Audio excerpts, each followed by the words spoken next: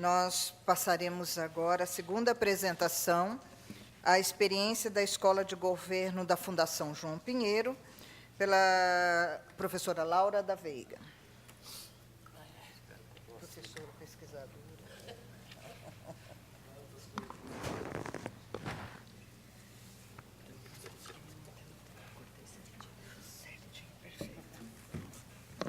Primeiro eu vou ver se eu consigo...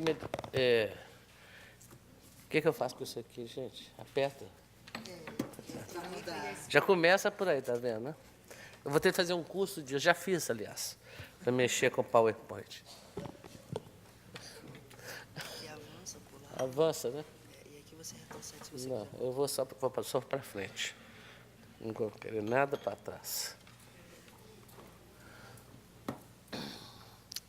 Bom, vamos pular o roteiro e vamos ao assunto. Bom, primeiro, quando nós chegamos na parte da escola, propriamente dito, da Fundação João Pinheiro, isso aqui é um preâmbulo que provavelmente todos vocês que atuam na área, ou do setor público, de avaliação, etc., ou na parte de formação de profissionais, tem isso muito em mente. Então, tem que lembrar, primeiro, nós estamos falando de uma experiência da escola de governo, onde, como outras escolas de governo, é direcionada para a formação de servidores públicos, no caso, tem um curso de graduação lá, que é um curso central, de onde nós vamos centrar a nossa fala, inclusive. Então, se nós estamos falando desse tipo de profissionais, há uma demanda que já vem colocada de muito tempo, que você tenha quadros qualificados para atuar nas organizações públicas. A Paula acabou de fazer uma menção sobre isso.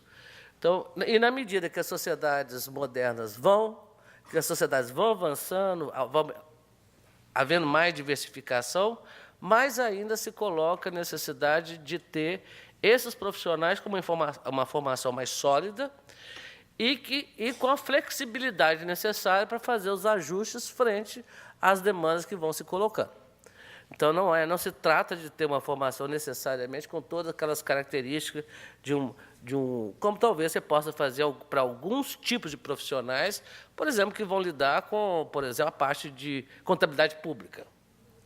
Sabe? Agora, quando você está lidando, principalmente com profissionais que vão atuar com programas sociais, projetos sociais, e eles vão ter de ter um outro tipo de sensibilidade, um outro tipo, inclusive, de treinamento, no sentido de treinamento, principalmente onde esta parte da formação deles pode ser acionada e possa ser mudante. Bom, no caso do acompanhamento, monitoramento e avaliação, por que essas atividades são colocadas como centrais? Porque não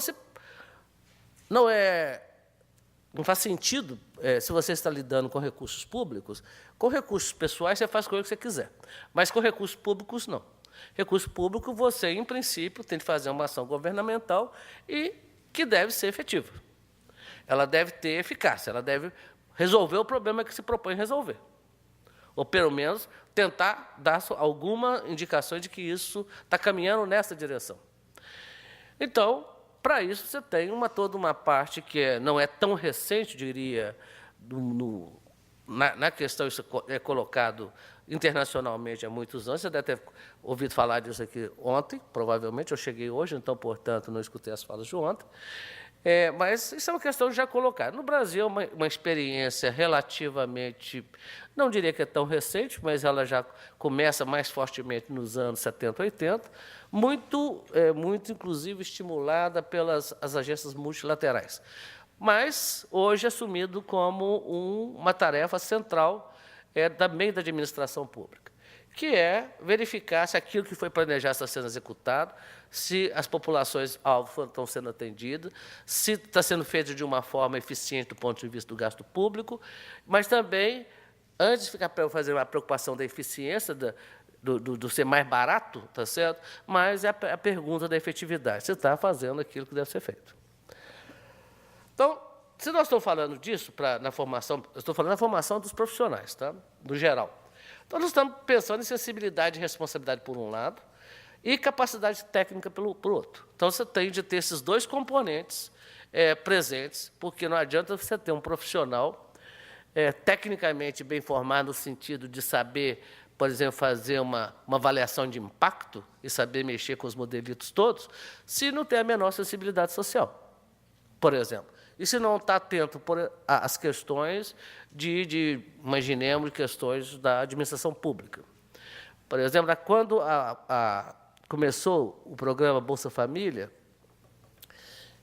houve um certo momento, dizer o seguinte, não, devia o Bolsa Família, ele começou junto com o processo de avaliação que a SAGE, inclusive, que a Paula acabou de mencionar, a SAGE estava contratando. Mas não se podia esperar que se fizesse toda a licitação da contratação e ficasse esperando para o programa começar. Essa é uma colocação, normalmente, para um modelo robusto de avaliação, de impacto, é que você tenha essa bendita linha de base, tá certo? Isso é colocado normalmente, se pegar os manuais disso aí, então isso está tudo colocado lá dessa maneira. No entanto, faz parte, muitas vezes, da administração pública você lidar com uma questão que é a questão do timing, do constrangimentos que tem a ver com o início, inclusive, de gestões da política. Então, isso é um lado de reconhecimento, isso é um lado de saber onde você está operando, onde você está pisando. E, por outro lado, você também tem a capacidade técnica. Também não adianta ter muita sensibilidade social e não saber fazer o que tem que fazer, tá certo? Então, nós temos de ter essa combinação. Tanto isso que a Paula está colocando, da importância de você ter esse tipo de formação onde você alia essas duas coisas. Bom, as escolas de governo, elas são dedicadas à formação de profissionais da e para a administração pública no Brasil. Tá? Já existe, elas têm as suas origens com experiências de outros países, inclusive, que é o caso mais famoso da ENA, a escola da França, tá? E depois a experiência norte-americana, que remonta, as experiências norte-americanas começam desde a década de 60, logo do período pós-guerra, etc. O que é importante você destacar? Você, então, tem a Escola Brasileira de Administração Pública, que é uma das que foi da Fundação Getúlio Vargas, que foi bem, depois com as mudanças, a partir de 80, ela perdeu um pouco do ímpeto. A Escola Nacional de Administração Pública, a ENAP, que começa em 86 de uma forma mais forte. E a Escola de Governo da Fundação João Pinheiro, ela começa, inclusive, no mesmo ano da ENAP, tem, inclusive, claro, que se vocês olharem por trás dessas experiências, tem pessoas que, inclusive, no caso, na escola da Fundação João Pinheiro, pessoa que foi formada, inclusive, pela ENAP. Então, você tem, inclusive, essa outra rede, inclusive, de profissionais que atuam, no caso, da defesa, da busca de uma formação mais adequada. Agora, tanto no caso da EBAP, não, mas o caso da ENAP, ela já está, normalmente, trabalhando com profissionais que já estão na administração pública. O caso da Escola de Governo da Fundação João Pinheiro, ela se inspira nessas experiências anteriores, mas ela também forma a ideia, que ela está buscando a formação do profissional para ingressar na carreira. Então, nós estamos falando de pessoas com 18 a 19 anos de idade que são recrutadas por um processo de vestibular. Nós estamos falando disso. Essas pessoas estão sendo recrutadas num processo seletivo universal, onde é um vestibular extremamente competitivo, como se fosse qualquer outro vestibular de qualquer outra instituição. Qual que é a diferença desse vestibular? A diferença desse vestibular é que essa pessoa que é selecionada para esse curso, que é o curso superior de administração pública, que é o curso de graduação da Escola de Governo, essa pessoa também está sendo selecionada para o início de uma carreira que é o especialista em políticas públicas e gestão governamental, PPG, tá certo? Essa que foi posterior. Essa experiência começa em 86, mas, contudo, como vocês vão ver aí, só uma menção, preste atenção só na segunda questão disso. Você tem, a primeira seleção foi feita em 1986, a segunda seleção é feita somente em 1993. Nesse período aí, nós temos uma crise dentro da administração pública, no caso da Fundação João Pinheiro, é uma administração governamental, uma administração estadual meio bastante complicada. Então, você tem, inclusive, essa primeira turma ela teve de ser formada por outra instituição, não pôde terminar lá. E a segunda começa em 1993. Aí que começa, de fato, eu diria, a carreira mais regular da escola de governo. Porque esse período anterior aí nós temos um período extremamente crítico, muito complicado, e apesar que as pessoas estavam lá, curso alguns acontecendo, mas não esse curso estruturante. Então, o que acontece? Há uma seleção, hoje é uma seleção que acontece para entrada primeiro e segundo semestre, até há uns 4 ou 5 anos atrás era uma entrada anual, agora são 2. E cada uma dessas entradas tem em torno de 30 a 40 alunos. E se forma mais ou menos, em torno, a cada ciclo desse, se forma em torno de... Eu dei aula para essas turmas recentemente, em torno de 35, 33 é o que termina essa. Então, não há uma evasão grande ao longo, começa com 40 e termina, em geral, 33. Não há uma evasão grande de alunos. No período de formação, há um problema de evasão posterior, que é conseguir reter esses quadros no nível de governo.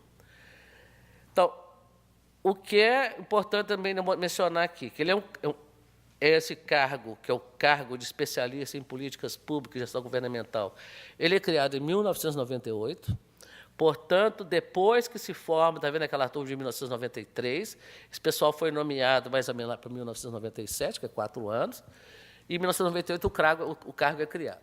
Mas, de fato, isso começa a ser de uma forma mais, digamos, mais organizada, porque sempre tinha de haver uma negociação com a Secretaria de Planejamento, apesar disso estar colocado no vestibular, era, digamos, uma abertura que tinha para uma... Mas não era um direito líquido e certo de quem estivesse entrando na carreira quando fez o vestibular lá para trás. Tá? Então, isso aí vai começando a mudar e vai se institucionalizando. Então, em 2004, existia um cargo de administrador público pelos EPPGs. E esses EPPGs, eles ocupam os profissionais que são formados lá na escola de governo, eles vão ocupam cargos estratégicos no Executivo Estadual. Então, eles normalmente são gerentes de cargos importantes, são gerentes, são coordenadores de áreas, eles são cargos estratégicos, principalmente no chamado, na parte do acordo de resultados. Então, que você tem toda uma parte estratégica, né? A ideia é que a substituição vá, pouco a pouco, substituindo os profissionais antigos por esses novos recrutados. São pessoas muito jovens. Então, outras experiências da escola de governo. Você tem pesquisa e extensão, começa em 95, mestrado, que é em administração pública, em 99. Tem especialização que vem desde 1992, mas absorvendo os cursos de administração. Porque existia antes um centro de não sei o que, administração, desenvolvimento da administração, que existia anteriormente, onde, inclusive, tem um curso regular, que é de formação da pessoal da Polícia Militar. Isso vem bem antes, inclusive, da escola. E depois, a partir de 2003, começa todo um fortalecimento de uma outra área da escola, que é a formação de curta duração. São cursos tipo assim, auditoria, cursos mais para certas atividades operacionais do Estado. Não são cursos. Então, a graduação da escola de governo, a temática de avaliação, ela aparece como parte da grade do CESAP e do mestrado. É parte da grade, mas tem que lembrar que esse curso não é um curso de formação de avaliadores, ele é um curso de formação de especialista em planejamento de políticas públicas. Então, a graduação, a parte de então, isso aí que está em vermelho, isso aqui que eu estou chamando a atenção, que seria a formação mais geral. Isso aqui é uma coisa da grade que eu fiz um ajuste para não ficar aquele monte de disciplina, entendeu? Bom, então, essa parte mais vermelha que está colocada aí, é que, na minha avaliação, que, inclusive, eu dei aquela última disciplina lá, avaliação sociais de projetos, essa parte vermelha que seria uma formação que eu diria que é a formação mais técnica da área para avaliação, é muito mais, eu diria, para acompanhamento e monitoramento, e fazer diagnóstico, formulação, etc., do que avaliação do sentido da avaliação hard, do ponto de vista da palavra. Não vão estar, não está se formando aí avaliadores de impacto. Está sendo a turma que mexe com avaliação de impacto, no sentido mais rigoroso, que os modelos mais matemáticos, etc. Tá certo? Então, nós estamos falando disso aqui de uma formação. E essa parte de formação geral que está colocada aqui na primeira parte é tudo aquilo que nós entendemos do ponto de vista, que é que qualquer profissional de administração pública precisa saber. Precisa saber 5 minutos, tá bom. Precisa saber um pouco de sociologia, etc. Tudo mais. É bom que eu tenha que saber assim, de onde que eu ia saber o horário. Eu já descobri nesse minuto. Bom, então, no caso do mestrado, então, aqui já está sendo colocado exatamente o que esses estudantes formados... eu tenho chamado, já falei, mencionei isso, que são pessoas jovens, normalmente a média dos alunos do CESAP, quando estão formando, quando eles saem da escola, fica em torno de 23, 24 anos. É um vestibular muito competitivo, porque, além de ter ingresso nessa carreira, esses estudantes recebem um salário mínimo de bolsa ao longo de todo o período que estão fazendo a graduação. Então, há um investimento importante do governo estadual na formação desses quadros, e eles, é claro, para depois ter a formação deles, problema de frequência, notas, etc., é um sistema bastante rigoroso de seguir isso. São pessoas muito competitivo o vestibular, compete com os vestibulares da federal, normalmente é 30 por vaga, uma coisa desse tipo, entendeu? Então, é um vestibular competitivo.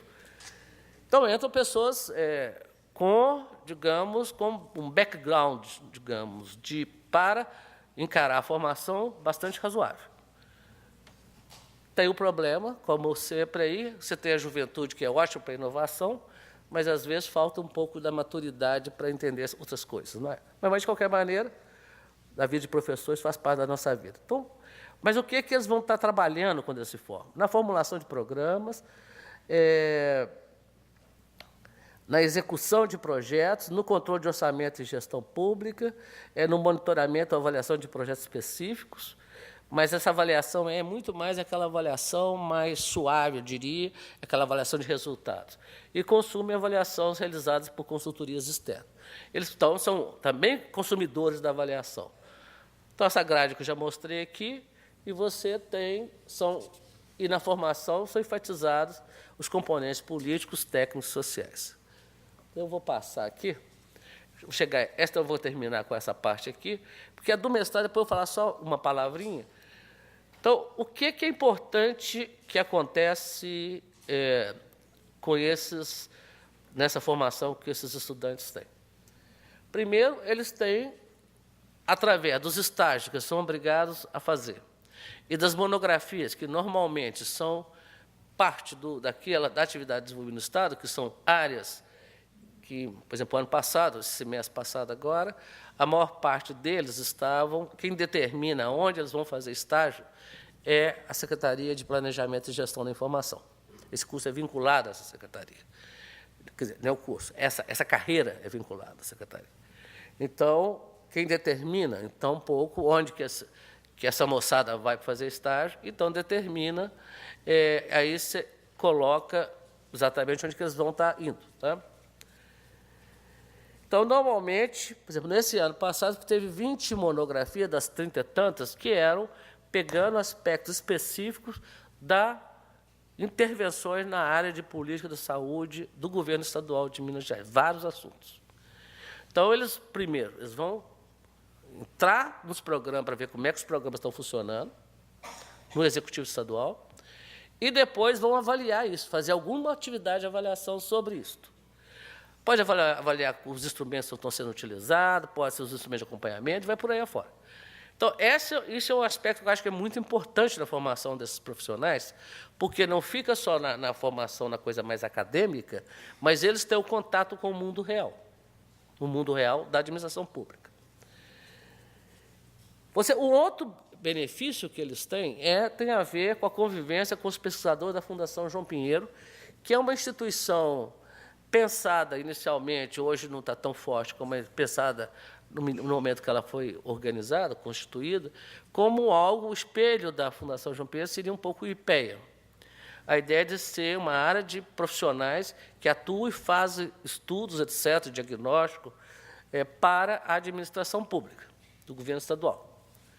Então, você tem os pesquisadores da Fundação, que normalmente lidam em avaliações de políticas, tanto políticas econômicas, fazem diagnóstico, etc. Então, essa convivência, então, você tem, por um lado, a convivência com um lado prático da política e dos programas, e tem a convivência com os pesquisadores que estudam esses programas. Então, esse é um outro que trabalham, esses pesquisadores da Fundação João Pinheiro, trabalham não só na orientação, como na docência. E tem essa inserção posterior na carreira.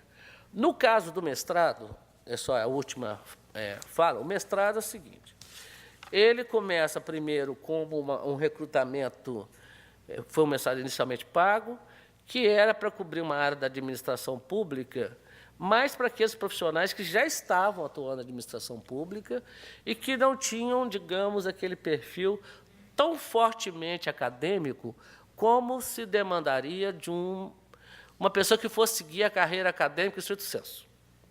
Então, são profissionais que vão, então, a trabalhar na questão da gestão, entendendo a gestão pública, regulação, instrumentos de análise disso aí, e formulação de política, vão trabalhar nessa direção.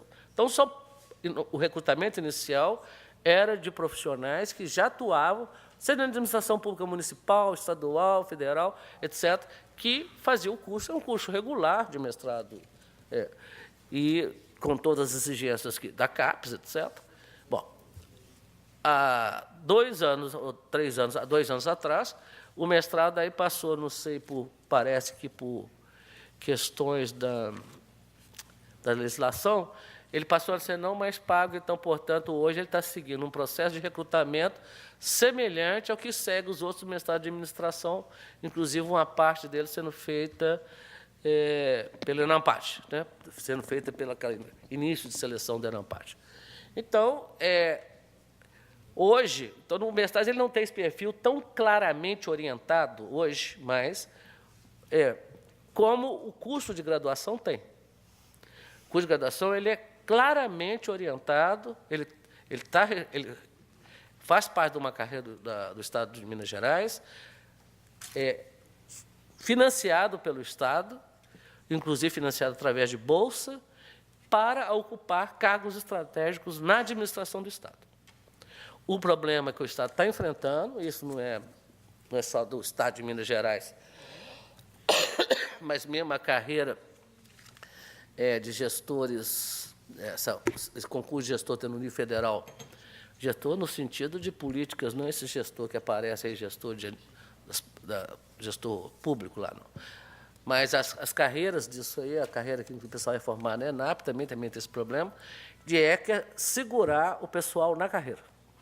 Eles normalmente ficam aqueles 2, 3 anos que são exigidos, e aí começa a fazer vários concursos, né? Que a ideia parece ser do Supremo, terminar no Supremo. Mas começa a carreira, fazer aquele monte de concurso, etc., etc. E aí você tem um problema nisso, que é um problema sério, que é de fixação desse profissional, mesmo que ele permaneça 2 anos, etc., você tem um problema aí, que é a permanência desse profissional mais voltado. Tem sido feitas modificações na carreira para tentar criar os estímulos para a retenção desse. Mas ele só tem a obrigação de ficar 2 anos mais na administração. Aí começam a sair. A taxa de evasão está em torno de... A evasão na carreira já está em torno, a estimativa, em torno de 12%. Isso é um problema, e há todo um esforço, um problema reconhecido, e há todo um esforço de tentar criar os incentivos de permanência, etc., etc. Mas eu diria que essa é uma experiência que é diferente das outras experiências que existem nas escolas de governo, que normalmente são mais orientadas para aquela segunda parte, curso de curta duração, ou especialização, etc. A escola de governo tem esse outro lado, que é o lado que é dado pelo curso de graduação e pelo curso de mestrado, que aí se aproxima fortemente, e é fortemente uma instituição de ensino superior no sentido mais real da palavra, no sentido de formação mais sólida, sob esse ponto de vista. Então, muito obrigada e espero que seja de proveito.